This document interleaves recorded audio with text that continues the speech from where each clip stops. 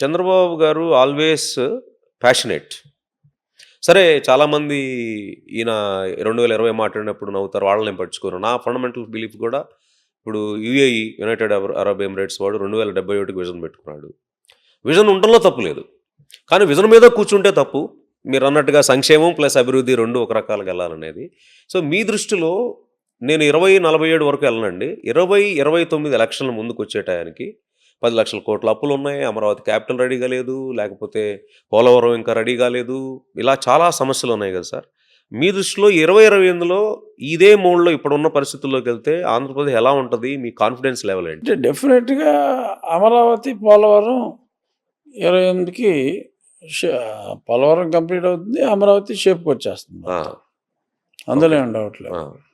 So per capita income ఏంటి sir? ఇప్పుడు maximum 1.5 లాఖో ఎంతో ఉంది సార్ మనది. నాకు తెలిసి తెలంగాణ 2 లక్షల చిల్లర ఉన్నట్టుంది. తమిళనాడు నంబర్ 1 అన్నారు. ఏదో 3,14,000 ఎంతో.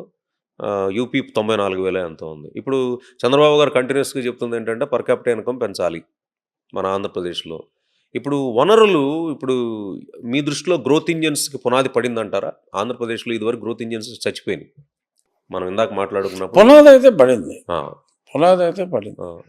ఎవరు ఏ బాధ్యతలు నిర్వహిస్తే ఆ పునాదులు గట్టిపడి అది నిజంగానే ఒక అంటే ఇంజిన్స్ అవుతాయంటారు. ఎవరేంటి కాదండి. అందరూ బాధ్యతలు నిర్వహించాలి. ఎమ్మెల్యేల దగ్గర నుంచి 175 మంది ఎమ్మెల్యేల ఎమ్మెల్యేలు. దగ్గర నుంచి ప్రజలు కూడా. ఆ!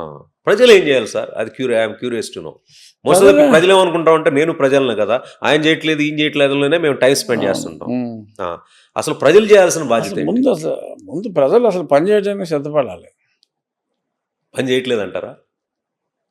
అంటే పని చేస్తే ఇప్పుడు మా జిల్లాలో మాకంతా కూడా చేపల చెరువులు ఉన్నాయి. హ్మ్. చేపల చెరువుల్లో 80% people are from Bihar, Bengal.